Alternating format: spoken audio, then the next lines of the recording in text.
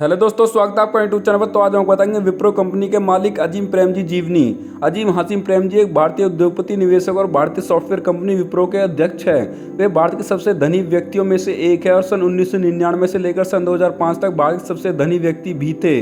वे एक लोकोपकारी इंसान है और अपने धन का आधे से ज़्यादा हिस्सा दान में देने का निश्चय किया है।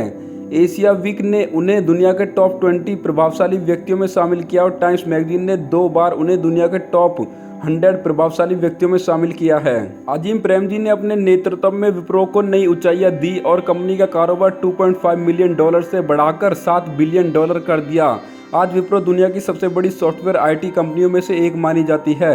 फोर्ब्स मैगजीन ने उन्हें दुनिया के सबसे अमीर व्यक्तियों की सूची में उनका नाम शामिल किया है और उन्हें भारत का बिल गेट्स का खिताब दिया है। प्रेमजी का प्रारंभिक जीवन। अजीम प्रेमजी का जन्म 24 जुलाई 1945 को मुंबई के एक निजारी इस्माइली सिया मुस्लिम परिवार में हुआ। इनके पूर्वज मुख्य कक्ष गुजरात के निवासी थे। उनके पिता एक प्रसिद्ध व्यवसायी थे और राइस किंग ऑफ बर्मा के नाम से जाने जाते थे। विभाजन के बाद मोहम्मद अली जिन्ना ने उनके पिता को पाकिस्तान आने का न्योता दिया था, पर उन्होंने उसे ठुकराकर भारत में ही रहने का फैसला किया। सन 1945 में अजीम प्रेमजी के पिता मोहम्मद हाशिम प्रेमजी ने महाराष्ट्र के जलगांव जिले में western Indian vegetable products limited की स्थापना की। यह कंपनी सनफ्लावर वनस्पति और कपड़े धोने के साबुन 787 का निर्माण करती थी। वह 1 के बराबर इलेक्ट्रिक इंजीनियरिंग में डिग्री में विज्ञान के एक स्नातक है। बैचलर ऑफ इंजीनियरिंग से डिग्री स्टैनफोर्ड विश्वविद्यालय, संयुक्त राज्य अमेरिका। उन्होंने यास्मीन से शादी की है। दंपति के 2 बच्चे हैं, रिशाद और तारिक। 1945 में मोहम्मद हाशिम प्रेमजी ने western Indian vegetable products limited की स्थापना की, जो महाराष्ट्र के जलगांव जिले के छोटे से शहर अमलनेर में स्थापित की। वहां से खाने के तेल का उत्पादन किया, जो बाद में सनफ्लावर वनस्पति तेल के नाम से प्रसिद्ध हुआ और बाद में उन्हें लॉन्ड्री साबुन 787 का भी उत्पादन करना शुरू किया। 1966 में उन्होंने अपने पिता के मृत्यु की खबर मिलते ही 21 साल के अजीम स्टैनफोर्ड यूनिवर्सिटी से घर वापस आ गए। वहां वे इंजीनियरिंग की पढ़ाई कर रहे थे। आते ही उन्होंने विप्रो कंपनी की कमान संभाली। विप्रो को पहले वेस्टर्न वेजिटेबल उत्पाद बनाने वाली कंपनी कहा जाता था, लेकिन अजीम प्रेमजी ने बाद में इसे बदलकर बेकरी, टॉयलेट संबंधी उत्पादन, बालों संबंधी उत्पादन और बच्चों संबंधी उत्पादन बनाने वाली कंपनी में बदल डाला। 1980 में इस युवा उद्योगपति ने भारत में आईटी क्षेत्र की जरूरतों को समझा और आईबीएम के भारत से चले जाने के बाद उन्होंने भारत के आईटी क्षेत्र का विकास करने की ठानी और आईबीएम का नाम बदलकर विप्रो रख दिया। बाद में प्रेमजी ने एक अमेरिकी कंपनी की सहायता से अपनी साबुन बनाने वाली कंपनी को सॉफ्टवेयर बनाने वाली कंपनी में परिवर्तित कर दिया।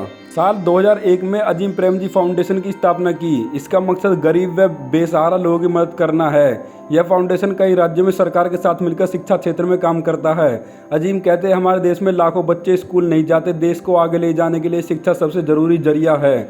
जून 2010 में दुनिया के 2 सबसे बड़ी दौलतमंद कारोबारी बिल गेट्स और वॉरेन बफेट ने द गिविंग प्लेज अभियान शुरू किया। यह अभियान दुनिया के अमीर लोगों को इस बात के लिए प्रेरित करता है कि वे अपनी अकुर्ती संपत्ति का कुछ हिस्सा परोपकार पर खर्च करें। अजीम इस अभियान में शामिल होने वाले पहले भारतीय बने।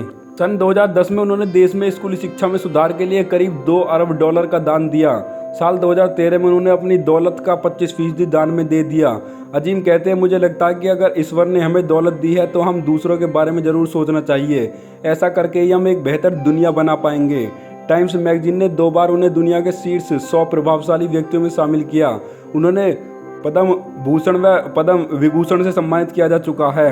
हम हर बात के लिए सरकार को जिम्मेदार ठहराते हैं। यह सोच बदलनी होगी। अगर आप समर्थ है, आपके पास दौलत है, तो समाज के लिए कुछ करिए। जब आपके पास पैसा और ताकत दोनों है, तब समाज के प्रति आपकी जिम्मेदारी बढ़ जाती है। तो दोस्तों, आपको विप्रो कंपनी के मालिक अजीम प्रेमजी के बारे में जानकारी कैसी लगी? अगर जानकारी अच्छी लगी तो वीडियो को लाइक करना, चैनल पर नए हो चैनल को सब्सक्राइब जरूर करना। धन्यवाद।